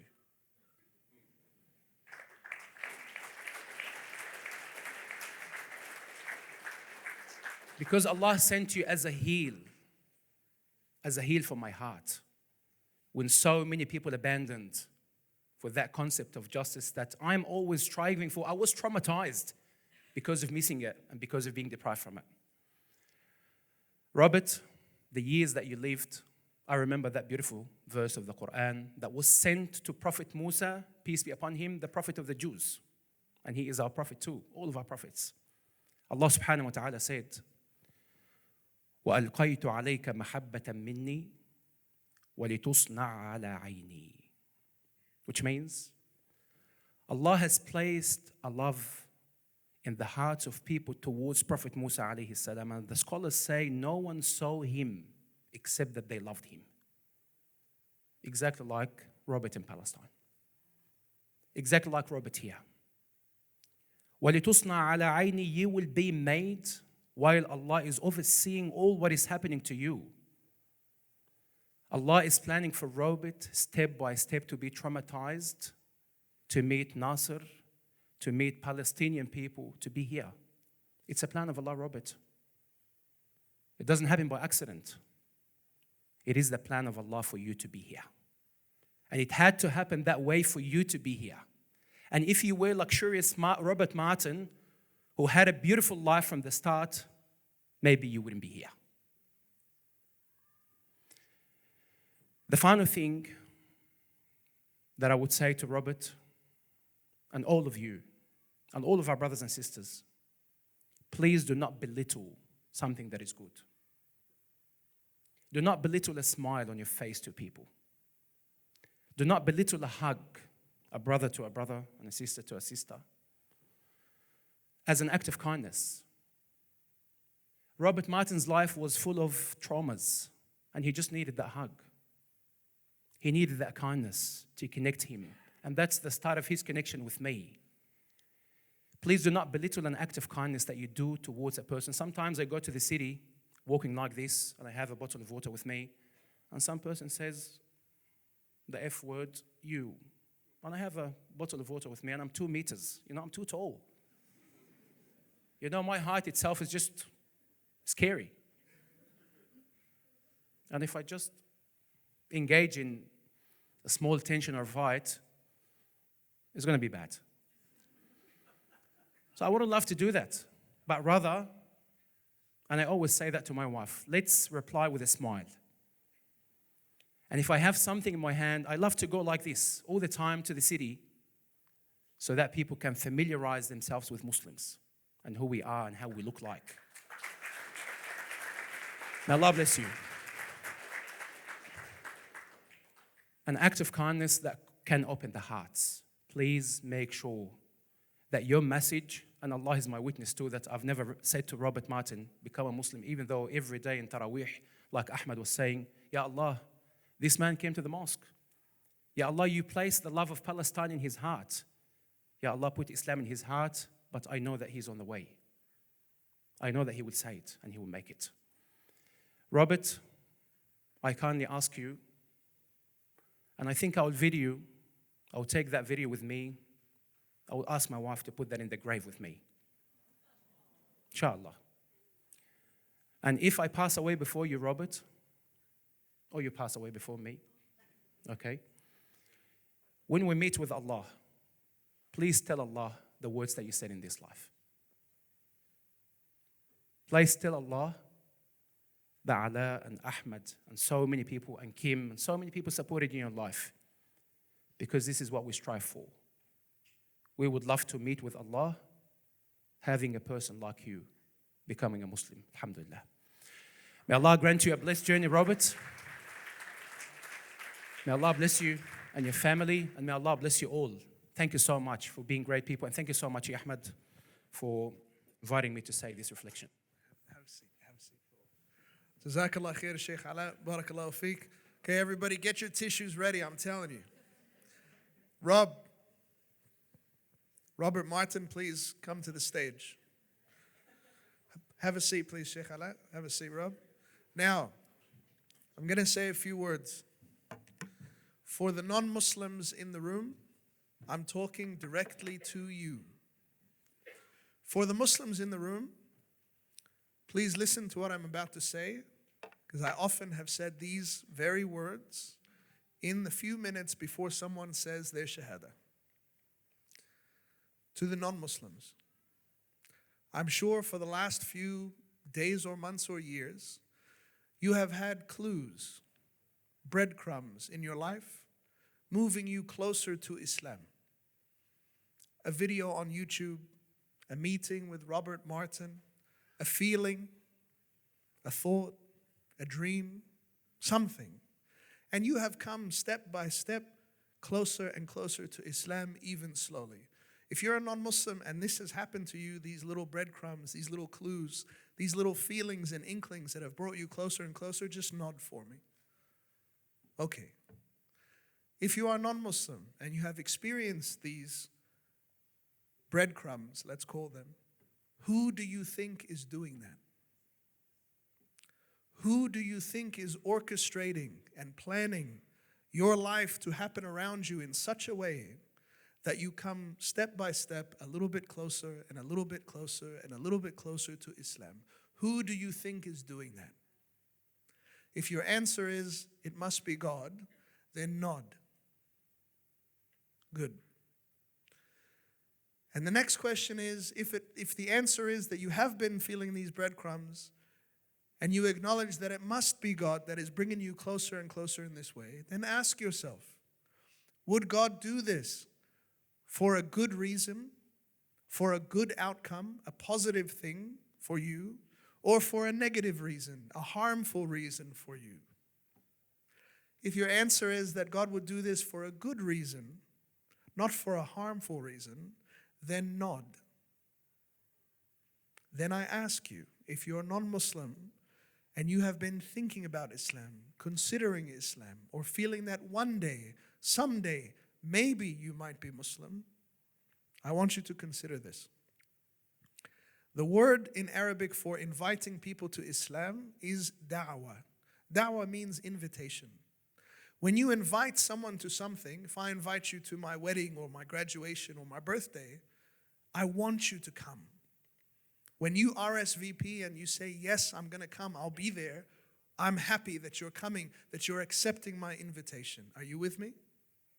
So if you acknowledge that the breadcrumbs and the gravity and the pulling, the feelings, has been put there by God for what must be a positive reason, not a negative reason, don't you think that God will be happy if you accept His invitation? Just as you would be happy if a friend of yours or someone you love or care about accepted the invitation to come to your special event. God Almighty is inviting you to a special event, which is your own Shahada. As soon as you say, yes, I'll be there, yes, I accept, you will make God happy and you will feel things that you have never felt before. So I'm going to ask, is there anyone in the room who's not Muslim who would like to come on stage now with us and say their Shahada and say, I believe that there is only one God and I believe that Muhammad is the messenger of God. That's all you have to say.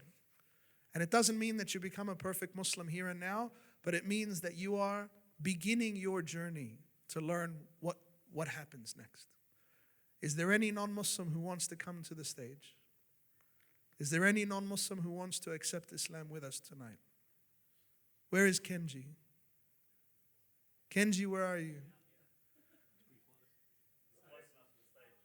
You're literally the closest person to the stage, Kenji. I'm not pressuring you, I'm asking you. I'm not forcing, I can't force him. Kenji, it's up to you. Let me ask you two questions. Do you believe that God exists and that He's one? Do you believe that Muhammad is the messenger of God? Okay. So that's a yes? Okay. So? Robert, he says he's not sure if he's ready. Yeah, he's not sure. Okay. No problem. Kenji, any support you need, you have us here with you, John. Would you? I'm not going to pressure you. It's just an invitation. Is there anyone who would like? You don't have to come up on the stage, but you could say it where you are. Is there anyone who wants to say it right where they're sitting? Okay.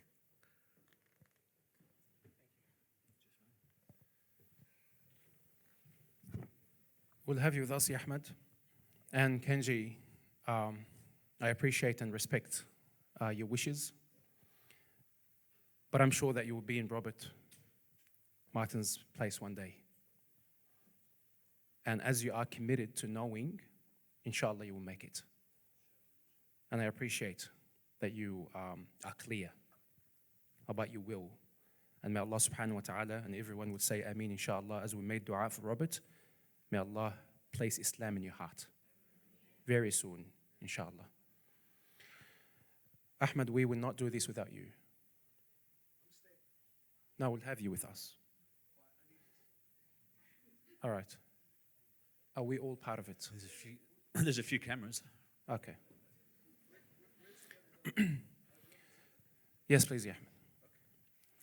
Yeah, my memory's really bad, so you may need to repeat it a few times. Inshallah, Robert will say the Shahada, believing in Allah as God, as the Creator, and the Prophet Muhammad, peace be upon him, is his messenger and mercy to mankind. And Robert, I will see how good your Arabic is. And if Palestinians taught you some Arabic, Nice and slow. so you will just repeat after me. Inshallah. Bismillah. Ashhadu. Ishadu. Ashhadu. Ashhadu. Allah. Allah. Ilaha. Ilaha. Illa. Illa. Allah. Allah. Ashhadu. Ashhadu. Anna. Anna. Muhammadan. Muhammadan. Rasulu. Zulu. Rasulu. Rasulu. Allah. Allah.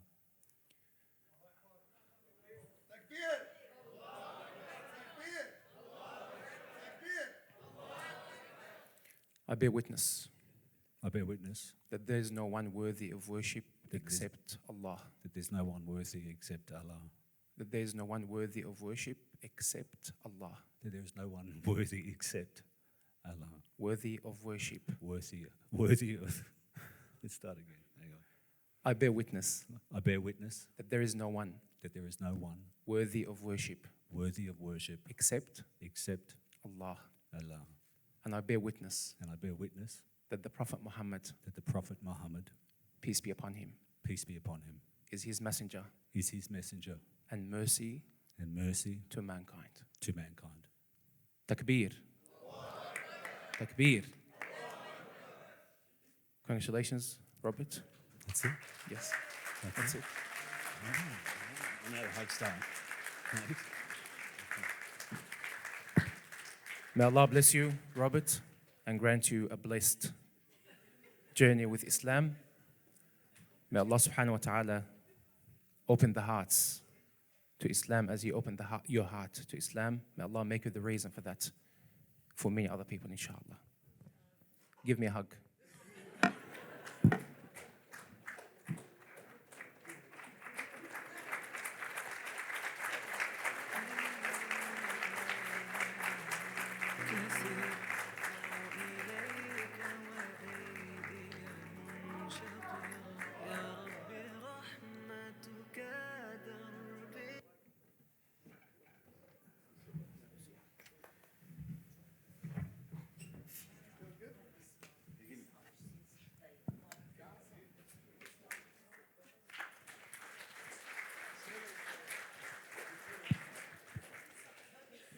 Oh, alhamdulillah. Got all the feels all at once. Alhamdulillah. Now, the night is almost over, but we do have some gifts for you, Robert. And the first one is that we have partnered with Umrah Quest Travels. And Umrah Quest Travels is sending you to go and visit Mecca in Saudi Arabia.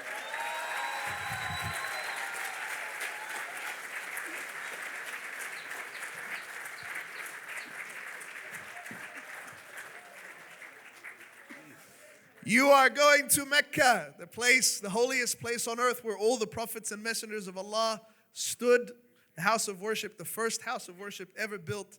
And we really want to thank our friends at Umrah Quest Travels. They're doing this for free.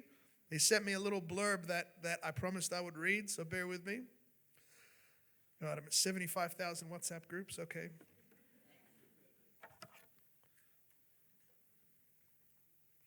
Bismillah. So this is happening in April, by the way, inshallah. So anyone who wants to join Robert is welcome to purchase a package and go there. Here we go. Umrah Quest Travels proudly offers some of Australia's most affordable Umrah packages without compromising on quality, comfort, or care. They have strategic airline partnerships and efficient group planning and strong on-the-ground networks, and they're able to give significantly reduced costs and pass those savings directly on to anyone who wants to visit.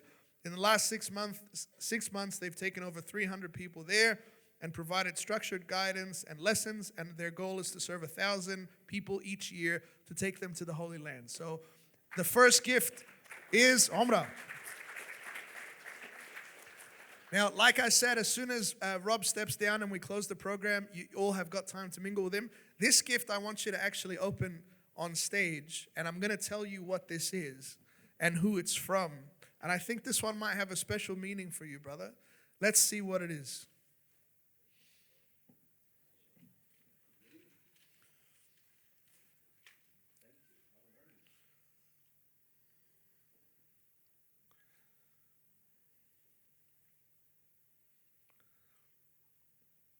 you want a microphone? Are you good? Okay. No, take your time.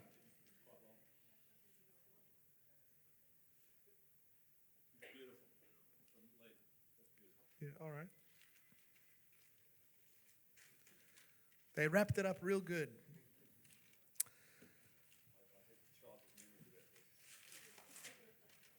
So let me read this out. My name is Lina Abu Amro, a Palestinian artist and designer. I arrived in Australia 2 years ago and recently graduated with a diploma of screen and media at RMIT University. At the moment, I do face painting, art workshops, freelance design work. I'd like to say to Robert, thank you for seeking the truth and for having the courage to go to my country and listen with an open heart. This artwork is a small gift from me and the community in collaboration with the NZF and Brother Almir Kolan. This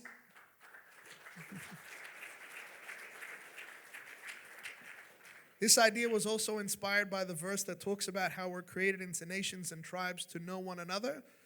And the Robert's journey of discovering the truth and being curious is a fascinating story and also a sign for Australia that we have to look for truth in each other, to examine, learn, and remain curious and committed to the truth and ultimately justice, which is in itself the ultimate truth in Islam. So that's the next one. You can stay on stage. We got more gifts for you, bro. Now, I got you 2 gifts. I got you 2 gifts. This is the first one. It's a little Palestine drink bottle. You get thirsty. So you can stay hydrated. No, there's no booze in it. No. The second one I gotta open.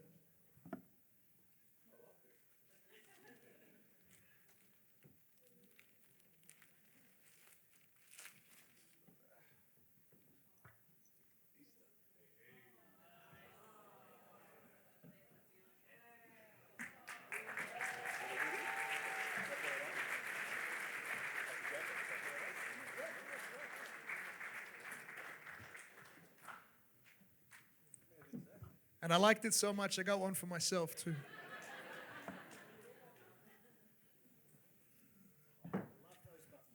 And the last one, and I'm sure some people in the audience probably have more for you, but this is the last one. This is a sister who actually bought tickets to come here, and then at the last minute, she couldn't come. She asked me not to refund her money, but she said, please go and buy a specific candle and write this message on a card for Robert on my behalf. From Gul Iqbal and Ummah Amina, this candle represents the light of Islam and guiding others. You are indeed a candle that lights for Islam and for humanity, Robert.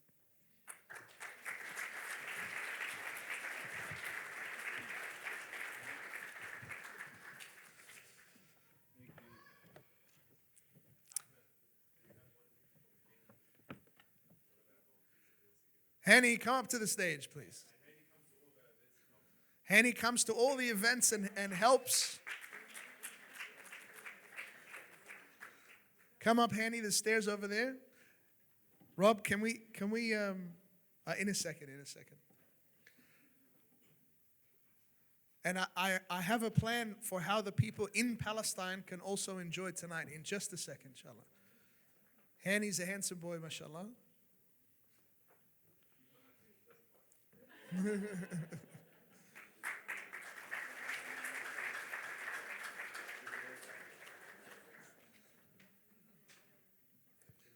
Now, I've actually got mates in Palestine, as many of you do, because half of you are Palestinians. So I'm going to send them a video. Rob, can I get you to stand up here for me, please? I know we're taking up a lot of your time tonight, alhamdulillah.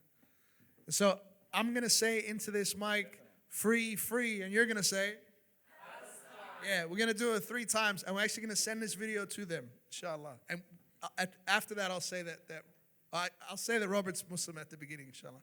Are you going to, what a lovely jacket, mashallah. That's hectic, bro. Where did you get that, bro? I'll hook you up. To the people of Palestine from Melbourne, Australia, we want to let you know that our brother Robert Martin has now become Muslim and said his Shahada. Takbir. Free, free. Palestine! Free, free. Palestine! Free, free. Palestine! Takbir. That's awesome.